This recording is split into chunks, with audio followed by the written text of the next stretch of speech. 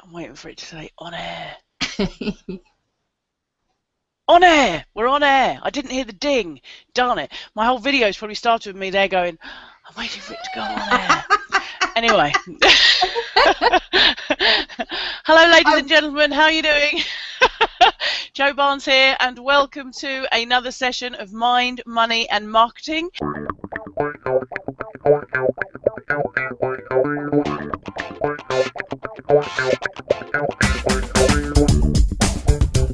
And today we're talking to the very lovely Tina Sibley of, is it Webinar Diva, Tina? Can I just double check that? Is it Webinar Diva? Yeah, Absolutely. Webinar Diva. And we're going to talk a bit more about that as we go through. And I'm honoured to have Tina on today's show because Tina and I have known each other a while now. Tina, I think, started with me a while ago as a Social Networking Academy member, and we obviously have grown to get to know each other. And then more recently, last year in 2012, Tina joined myself and my friend and business colleague Jared on a new coaching program that we launched. And so we worked very closely with Tina for a while on her business, and very recently Tina had her very first 5-figure month, which is super exciting. So what's going to be great about talking to Tina this morning is grilling her all about you know, what it takes to begin to make those all-important sales in your online business. So welcome, Tina. How are you doing? Thank you, Jo. I'm doing tremendously, thank you. And it is such an honour to be here with you. It really is. I'm super excited. So it's just gone 5:15 in the morning here in Thailand, and it's 11:15 at night. Is it, Tina? In Plymouth, in England. That's right, indeedy. I'm a night owl, so that works well for me. Yeah, and I'm a morning person, so absolutely. I'm not your typical internet marketer, mate. Come 9 o'clock, I'm in bed. You know, that's me done for the day. So, Tina, tell us a bit about yourself. Tell us a bit about your career beginning a business online, and what led you to the point of starting your online business. Well, basically, what led me to start coming online was quite simply the bottom had dropped out of my market. I became a freelance trainer and a coach. Went off and did the whole, you know, the NLP practitioner. Got really excited about that. Did my master practitioner. Then somebody said, "Oh, you know, you'd make a great coach." And I thought, what a fabulous way to earn a living through making other people's dreams come true. And I'd already done all the business. I previously came from a corporate background, and I got an HR degree and all of that kind of malarkey. And initially, when I first went self-employed, crikey, back in 2000 now. Oh, is it really that long ago? Back in 2000, I was an associate, freelance trainer, and I was making really nice money. And I thought, yay, this is the way to go. And then, you know, with that horrible recession word and all the corporate people that I was training with, they started slashing budgets and taking, you get that dreadful conversation, oh, we're doing all our training and coaching in-house now. And I just found that also along the way, I was kind of pretty much a generalist, and I learned that in order to kind of be successful, the people who were still making money and being successful were the ones who specialised. And I started getting involved with speaking. My first, again, when I was at my coaching program, somebody said to me, "Oh, you make a great speaker. Have you ever thought about speaking rather than just training?" So I joined Toastmasters, and then I got all involved with the Professional Speakers Academy and went on all the training courses I could get my hands on. And that was for me. I think the truth of the matter is, Jo, I would have loved to have been some kind of rock goddess. You know, I would have loved to have been on stage strutting my stuff. Because let's face it, I like an audience. You know, it wasn't always like that. Actually, many moons ago, I was actually too frightened to speak. But as my confidence grew and developed, I would love to have kind of been a bit of a performer, but the truth of the matter is I can't sing a note. So the opportunity, the opportunity to kind of be on stage and get applause, but without having to sing, was kind of quite appealing. And I loved it. And then I kind of found that because I'd actually had to overcome a fear of it, and I noticed that loads of people were saying what a big deal it was for them, and I started helping people, and I really, really loved it. And I went, this is it. This is my passion. This is for me. But I was struggling like anything to make enough money with the offline business. And I'd come to the conclusion that I was fed up anyway of chasing around the country looking for work. And locally, I mean, as much as I adore Plymouth, Plymouth is a fabulous place to live. It's not really got the massive, vibrant kind of business community and economy. It's really quite small. And I just wasn't getting enough to live on. So I was faced with the choice of either having to move to a bigger city, and I considered moving to either Bristol or London, and my heart sank. I'm really super attached to the sea. I kind of, if I'm not within a 2-minute walk of the sea, or preferably having it outside my window, I just kind of just go into a complete, flat spiral, and just the thought of moving to London just filled me with dread. And then somebody told me about, well, why don't you take your business online? And my first reaction, well, how stupid is that? It was like, well, surely I have to have a room. If I'm going to teach public speaking and presentation skills, I need to have a room full of people. I need to have bums on seats. And then, cut a long story short, I started, thinking, well, if it's a way that I can stay, living where I am and, living where I want to be. And when I first got my, the first ever program that I invested in, I just kind of looked at it and I went, this is it. And I burst into tears because I was so emotional that I'd been scrabbling around in the dark, and then suddenly I went, this is it, and it was that concept of not actually the old-fashioned training, and well, it's just selling your knowledge and not your time. That I'd never heard of that. I'd never come across it, and it was just like a complete revelation to me. And ever, it's been it's been a slog, as you know, but finally it's happening, and I'm like pinching myself, I can't quite believe that it's just completely changed my life. And I can see how long ago was that, Tina? How long ago was it?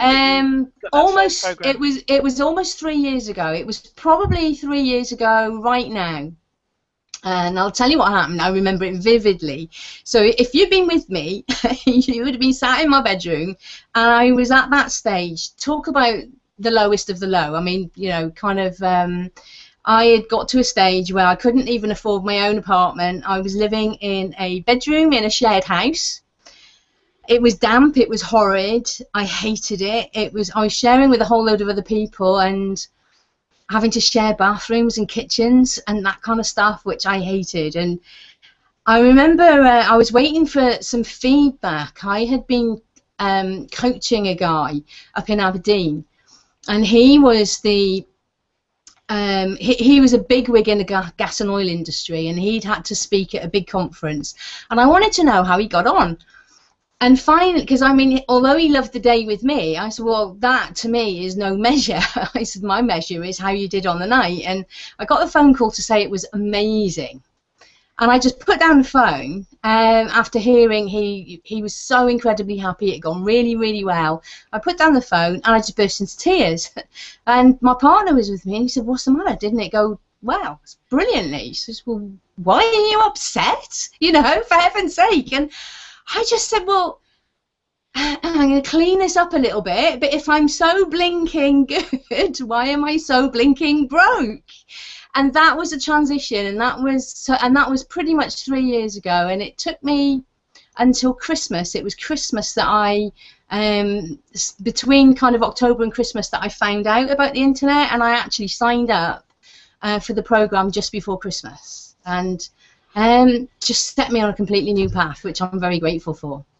Can you remember what program that was? Can you say that out loud? I can, yeah. It was a program by Bernadette Doyle, and it was called Stepping Out. No, it was Stepping Up. Stepping Up. And it was just my first kind of foray into it, and I'm very grateful for it just beginning to open my eyes up and putting me on that path, you know. So, you know, that is something I'll always be grateful for. I think I could have maybe, you know, if I'd have found the SNA instead, I think I would have kind of shortcut a few places and maybe not have spent so much. But I have to say, it opened my eyes up. It put me on the right path, and I'm very grateful for it. Oh, I was going to say absolutely. You know, that they say something along the lines of when the student is ready, the teacher will appear. Absolutely. And, yeah, certain programs and things will kind of drop into your lap to open the doors and open your eyes to all the possibilities that are out there. So that's phenomenal. So tell us a bit about what's happened over the last 3 years then, Tina. Obviously running an online business is no easy journey, as many people would love for it to be. I wish. So talk us through a little bit about, you know, some of the ups and downs over the last 3 years.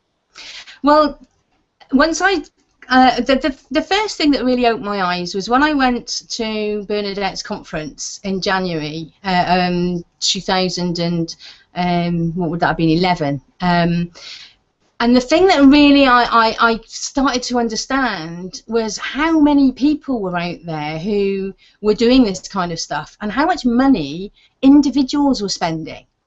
And I kind of, the first few programs that I invested in, I think, to be honest, I tried to, and maybe, I don't know, maybe we were encouraged, or maybe I just read into it. And I think my biggest mistake was I tried to run before I could walk.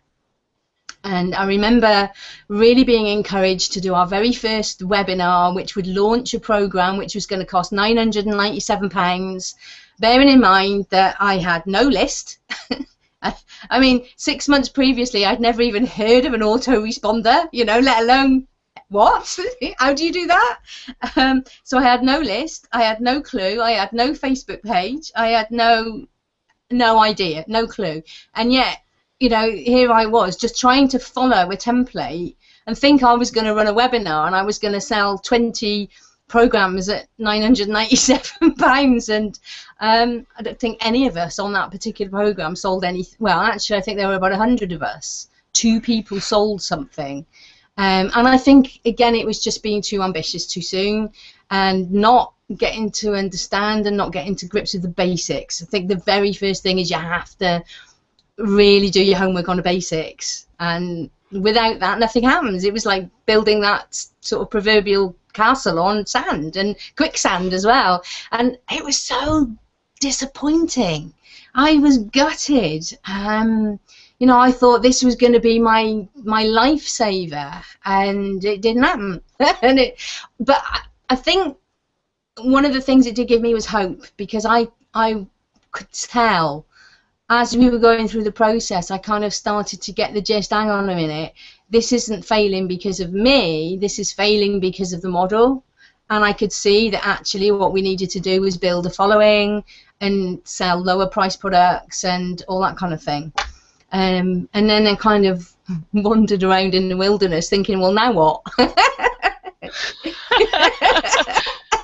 Actually, it's funny. It's funny you talk about that, because I remember in my it was my first year, I think, of internet marketing. I'd had some very small successes with one of my smaller programs. I hadn't yet sold the SNA. It was pre the SNA, and I'd just sold a couple of products that were like $27 and $47. So I was just kind of really breaking my teeth into the business. And I was invited to go and speak at an event in New Zealand, in Auckland. Wow. And the guys wanted me to sell a product, and the minimum price point I could put on it was $2,000. And I remember getting onto the stage, and you know, I had no confidence. And actually, at that point, I would say that it was more about me than the system, because on-stage selling definitely works. But I was not ready to sell a $2,000 product. I just hadn't. I didn't have the confidence. I didn't feel I had the experience. I didn't, you know. And it was all about my own kind of insecurities, really, and my own, you know, lack of. insecurities. That's what I'm looking for. You know, my own kind of lack of feeling about whether I could deliver something that was worth $2,000 to all of these people. You know, and of course, out of all the people that were speaking that weekend, the only one that didn't make any sales whatsoever was me. But, you know, fast forward 3 years and ask me to go on stage now and sell something for $2,000, and I could probably do it very confidently. But so it's interesting that you say that. Do you feel that perhaps actually with a bit more confidence and a bit more experience behind you, that to go and do something? I mean, it's funny actually, because recently I interviewed a guy called Manesh for one of my money and marketing shows a couple of weeks ago. I interviewed Manesh, and one of the very first times I met Manesh, we were talking about this very issue, whether or not you have the confidence to go out and sell at a high price, or actually whether it's something that you grow into. And one of my pieces of advice for beginners online, and I'd love to know what you feel about this, Tina, is that if you go out there and put too much pressure on yourself as a beginner online, if you go out there and start to say, I must sell at $1,000 or $500 or $2,000, then you put up so many barriers to your possible success, because you've got to break through so much of a comfort zone to get there. Yet if you take all that pressure off yourself and just say, do you know what, it doesn't matter, I'm going to go and sell something for $7 or $17 or $27, because all I want to know right now is how you do it. What's the system for doing it? How do I break through? And then once I've got the system down and I know what I'm doing,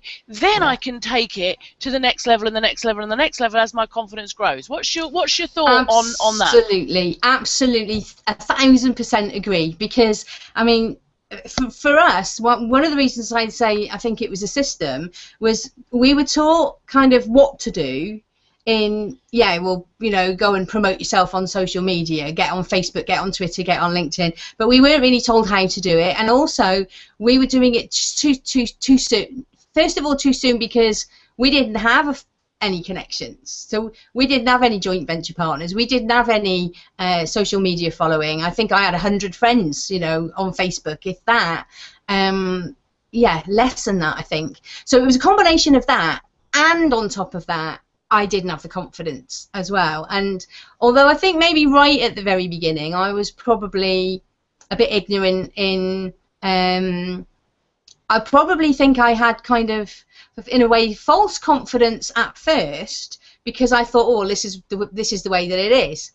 But then I kind of took a massive nosedive, because then I started to do more exploring and find out what was out there, and then when I actually saw the caliber of the people who were selling programs at £997, well, how can I do that? I'm nowhere near in their league, and definitely I did have a real massive crash of confidence, and then, as you say, I built it up, and I think the other thing I was trying to do in the beginning, I was trying to do an awful lot with inadequate equipment. I had a really old computer, and everybody was saying to me, it's easy, just make a video and just upload it onto YouTube.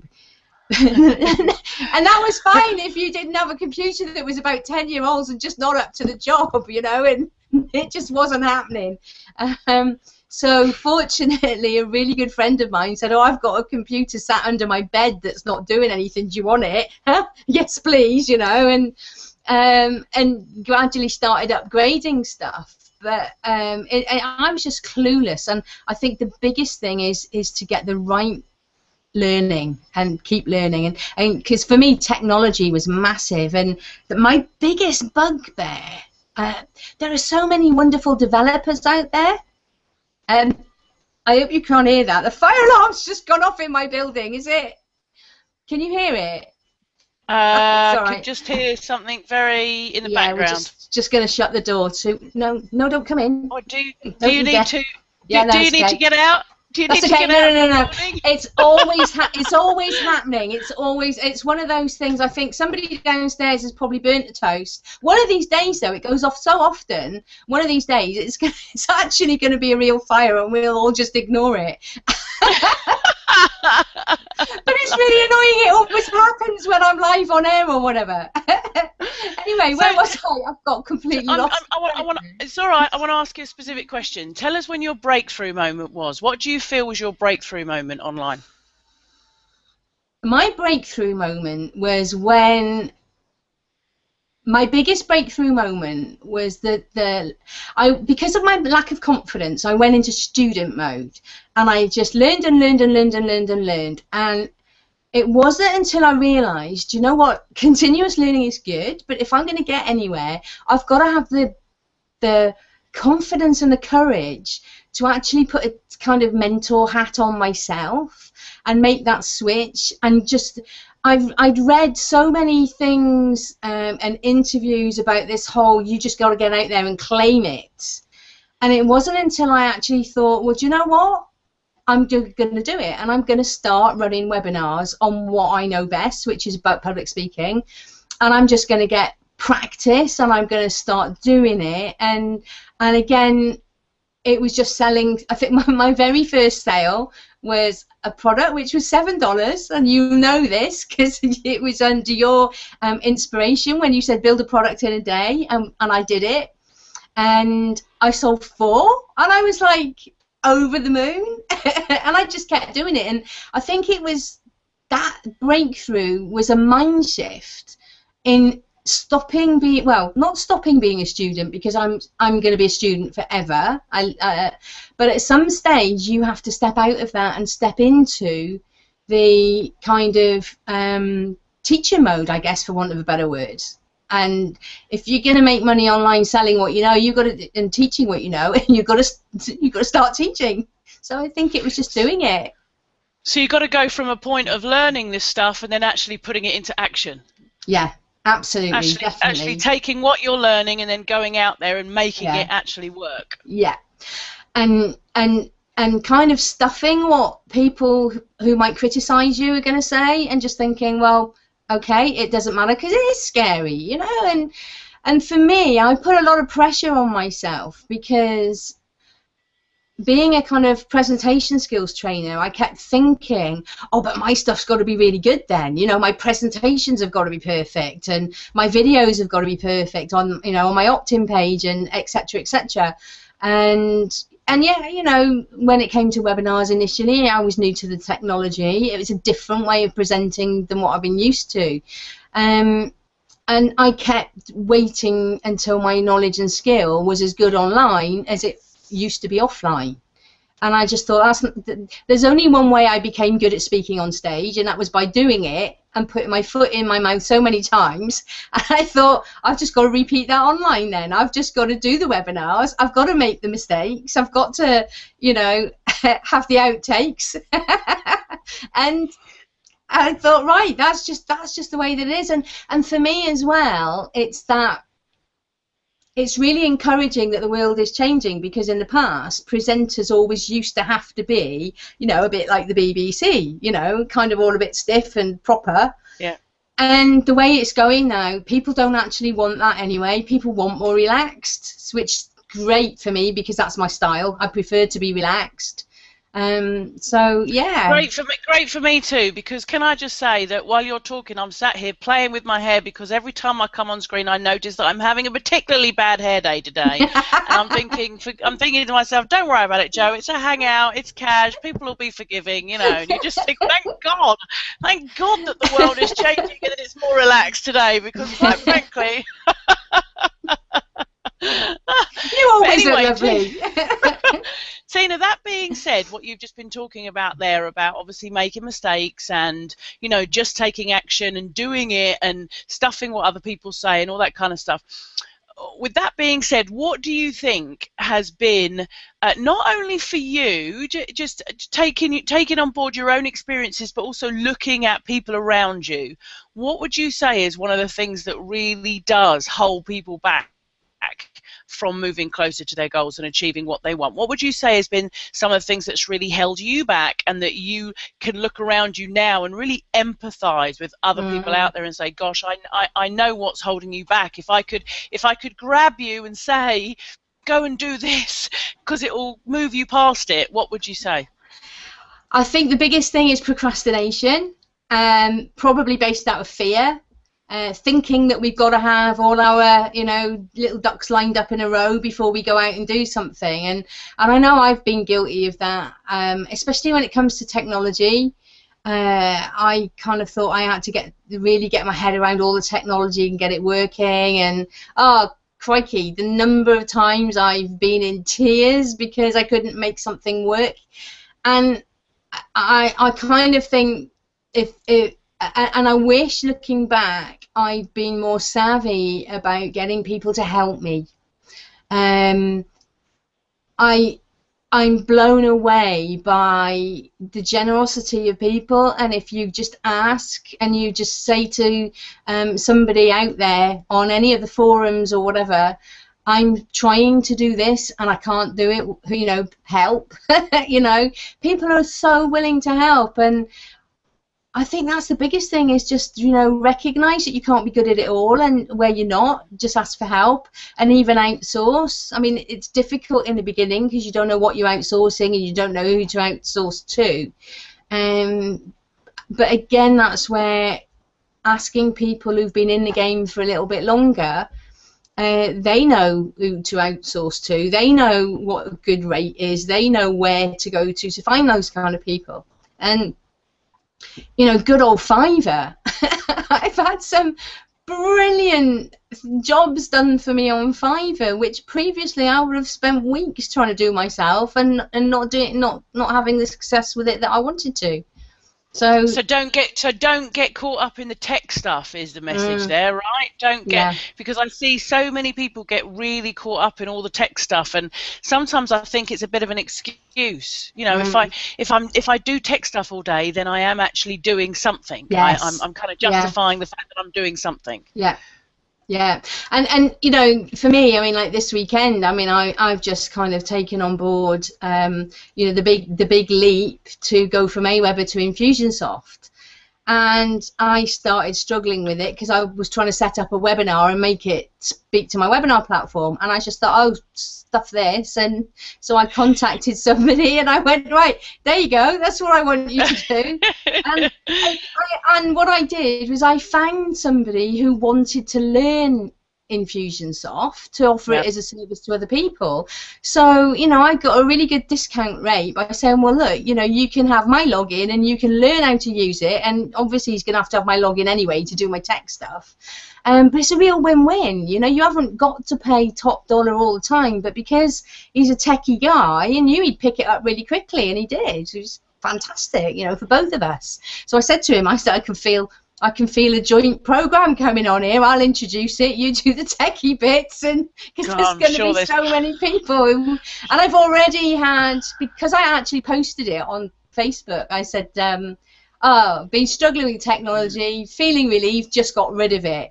And I had about 3 people jumping on saying, "Who did you outsource it to? Can we have an introduction?" Yeah, technical is one of the areas that people always look for.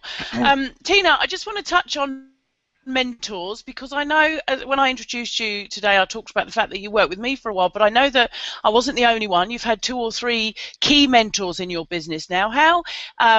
What would you say have been the good parts of that? What do you feel has been positive about having mentors? Do you think that having mentors is hugely important for people with businesses online, or with businesses generally? Yeah, oh, without a shadow of a doubt, absolutely.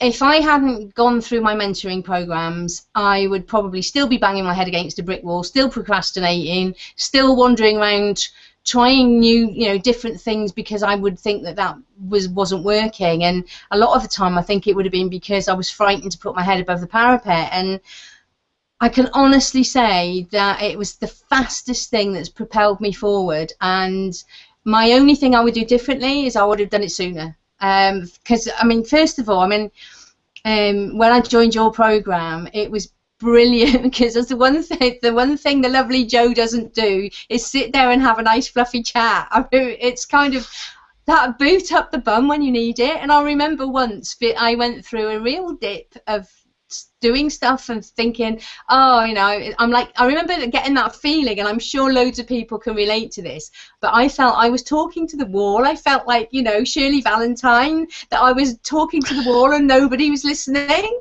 And I remember you just sort of said, basically, snap out of it, pull yourself together, we've got business to do.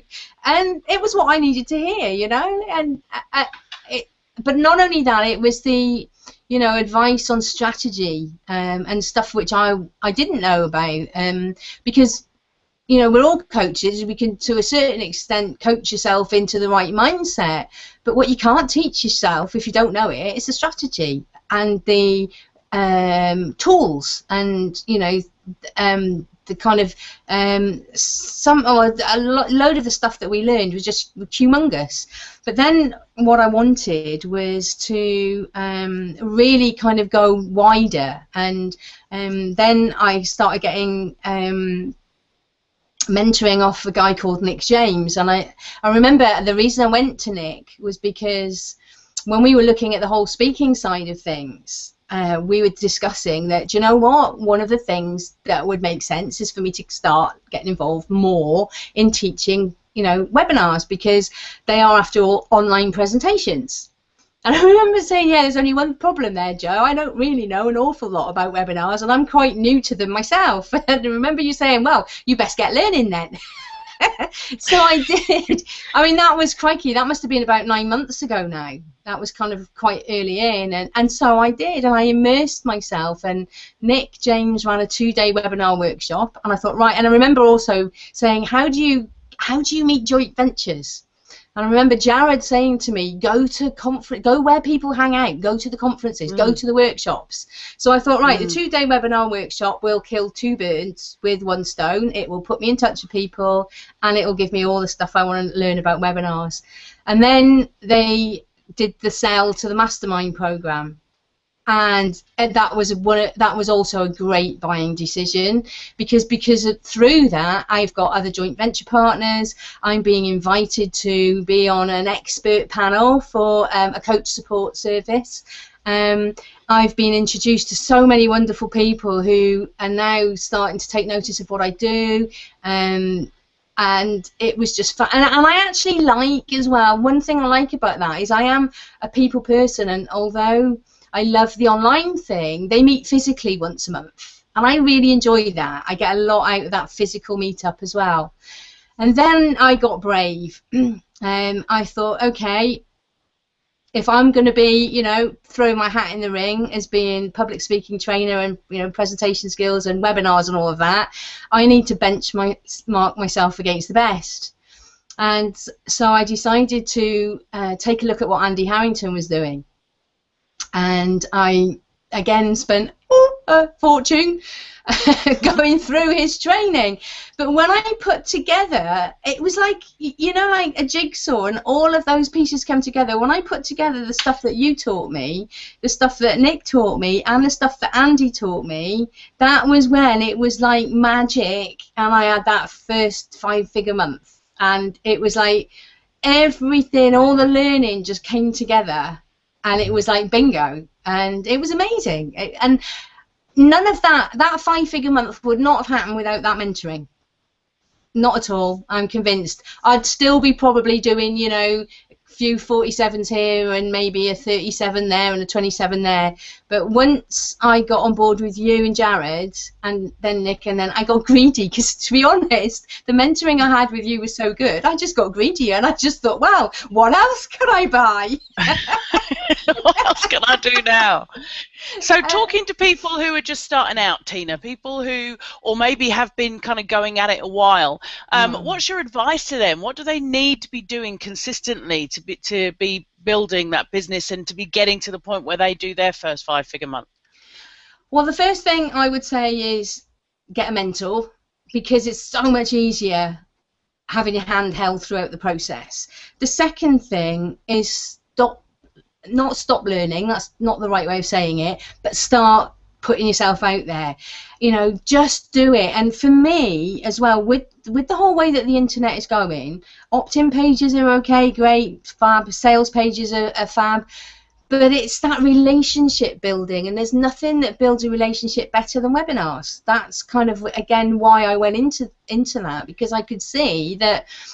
And I was using you as a role model, and I thought, what is it that Joe is doing that attracts such a great following, because I'll be honest, I used to look at the engagement on the SNA group and page, and I would be so jealous. I would say, all these people are just chatting and interacting, and you know, you go over to like my page and it's like, you know, the kind of wilderness, you know, you've got the sort of role of driftwood or whatever it is, you know, tumbleweed, that's it, tumbleweed, you know, kind of blowing through it. It's like a ghost town.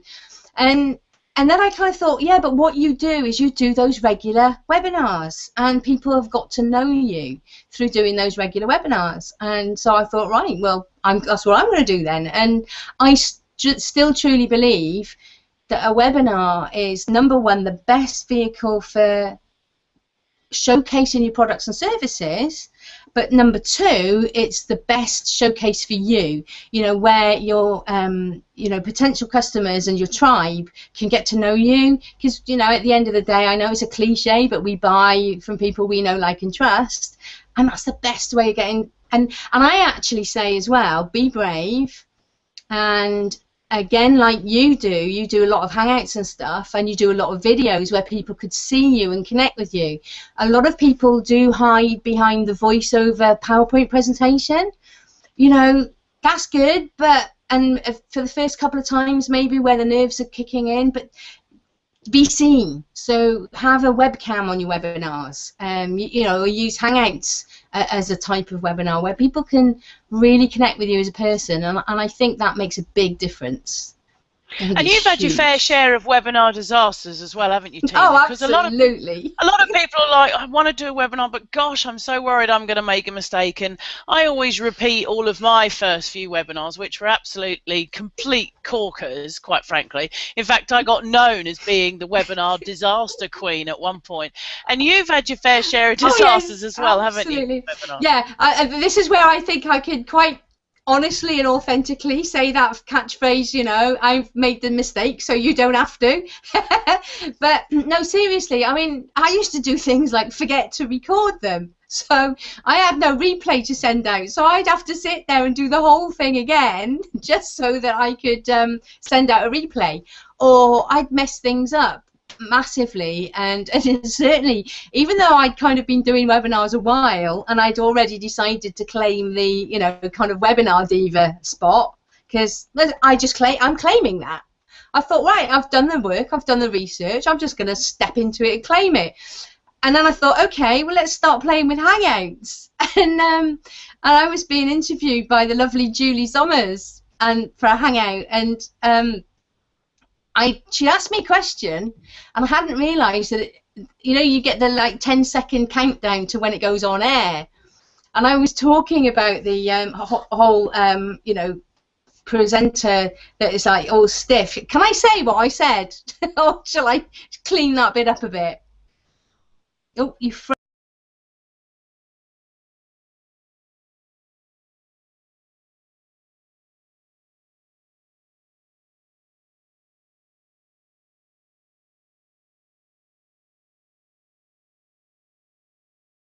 Sort of, you know, stuck up your backside, and it started filming and it started recording just at that point. I think we lost you then for a minute, Joe, but yeah, did you lose me or did I lose you? I've got no idea. I've got no idea. Okay, good. You carried on. Excellent. And then the recording should be absolutely fine. You carry on. So. I was just telling about the Julie story with you know, it just starting to record at the moment when I said about having a broom up the backside, and because nobody knew what context that was in. So and Julie stopped me, and we both fell about laughing, and we had to redo it. But even when we redid it, she was sat there and doing the introduction at the start, and I got a fit of the giggles, and I'm just sitting there going, you know, oh dearie me. But yeah, they're just, do you know, the funny thing is, I've had so many technical disasters as well, where things have gone wrong, and people keep saying to me that they really respect that I just keep going and just deal with it, and it's really strange, because I think I've got more credibility for handling the disasters than I would have got if the disasters never happened, if that makes sense. It's strange. And Tina, I know exactly what you're talking about. I know exactly what you're talking about because it's exactly how I built my business. You know, the fact of the matter is I think people appreciate the fact that we're real and that it's not all perfect and it's not all rose tinted and not everything looks amazing and turns out amazing every single time. That there are disasters, that we do make mistakes, and I think the reason people appreciate that is because they look at it. It's kind of a backhanded compliment, really. They kind of look and they say, well, if you can do it, I can do it. But absolutely, but that's what I want. That's what I want for my people. I don't want my tribe to think, oh my gosh, isn't she wonderful? I could never do that. I want people to say, I can do that, you know? Yeah, I want people to say she's amazing, but I still want people to, I want to be real enough that people can say, I can do that. And the big tip is you just develop the webinar face. Or the speaking face. You know, it's a bit like the swan gliding and poised on top, and underneath you're paddling like Ellen. What's behind the eyes that people don't see is, oh my gosh, what happens next? Now what do I do? Now. Yeah, no. you become a queen of the impromptu cover-up. Absolutely, absolutely. No, that was meant to happen. That was totally meant to happen. That's okay. Yeah. No, I was supposed to not be able to figure out how to turn off my webinar. Anyway, Tina, I just want to ask you, inspirational-wise, is there anything that you have read, a book you've read, or a film you've watched, or a person that you followed, that any time through your life, it doesn't have to be over the last couple of years, but just through your life, has really kind of inspired you, that you would like to share with our audience? So many, really. I mean, obviously for me, Tony Robbins was a massive influence when I first got into coaching and NLP. More recently, I just loved Brendan Burchard, and his book The Charge was fantastic. I'll be honest though, the person who had the greatest inspiration for me, it wasn't anybody famous, but it was one of my closest friends. And I think for me, a big tip would be surround yourself by the right people. And one of my closest friends is another SNA member, Linda McGrory. She is amazing. And I've been able to turn to her for I've been able to turn to her for anything. And we've developed a kind of when things are going wrong and we have a tantrum, we've got this little person that we call Little Missy. So instead of being bogged down with, oh, I'm feeling frustrated and I feel like giving up, and we kind of put it into the third person, and this is Linda's creation, and I just nicked it, I adopted it with her permission. So we just say, oh, little Missy's having a right tantrum today, little Missy feels like giving up. But just that ability to put it in the third person and detach, that for me has been the biggest inspiration and the biggest technique that's got me through so many hard times, you know. So basically what you're telling me is that you and Linda, two grown women, have created an invisible friend. Absolutely. And that's your biggest inspiration. Absolutely. Awesome, you know. takes all sorts, ladies and gentlemen, doesn't it? Clearly takes all sorts. But it's funny because that little invisible friend, you can either give her a kick up the backside or you can give her a cuddle, and it works. It so works. Oh, it's classic. Absolutely classic. I keep telling her we've got to write the book about Little Missy one day.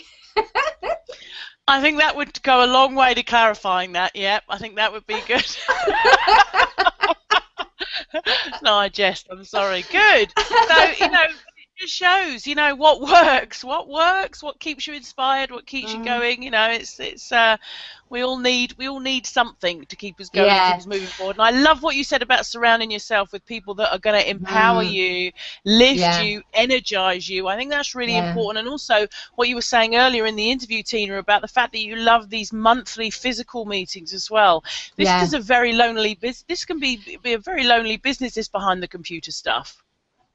Yeah, definitely. So And also, I think it's you take inspiration from just what's, like the latest thing. I was so chuffed, and I went out the other day and I came back to find a present on my doormat. One of my mentees sent me a book by Daniel Wagner, Expert Success.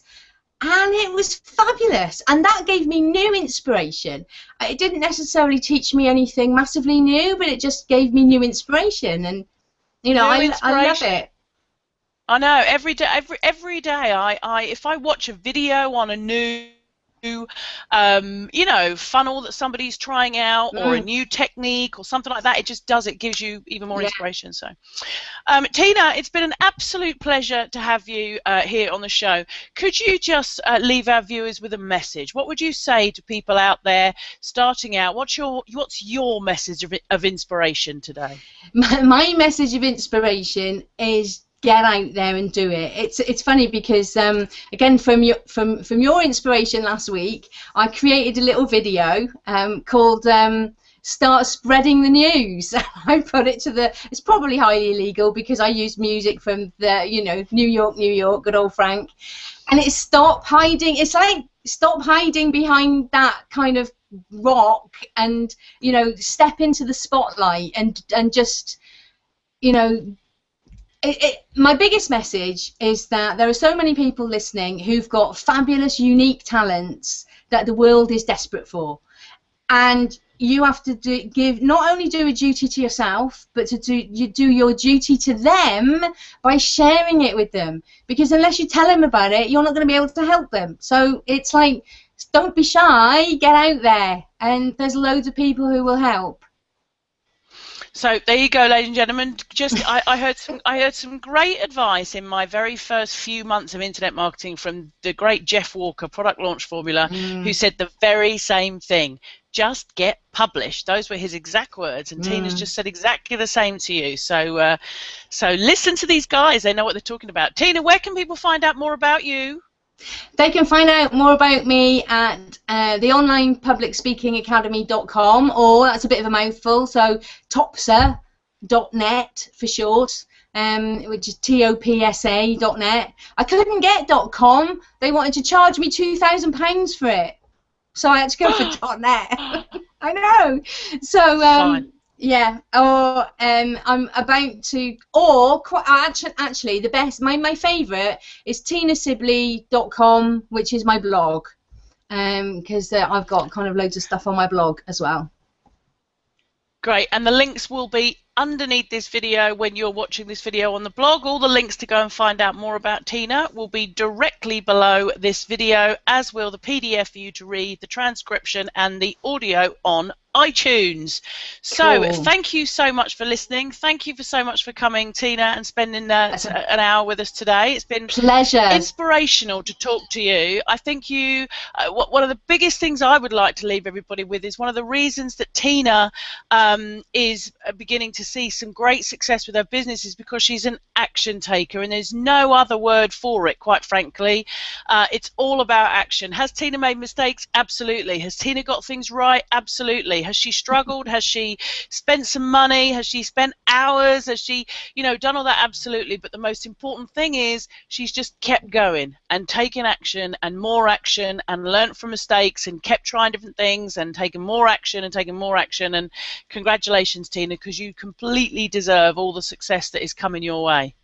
Thank you, and it's down to you. Thank goodness I knew nothing about Facebook fan pages, because that's how I found you. Good old Facebook fan pages. All right, ladies and gentlemen, thank you for joining us for another episode of Mind, Money and Marketing, and I will see you. Have an awesome week, and as Tony Robbins is one of your guiding lights, Tina, I shall leave with a good old Tony Robbins quote: "Live with passion."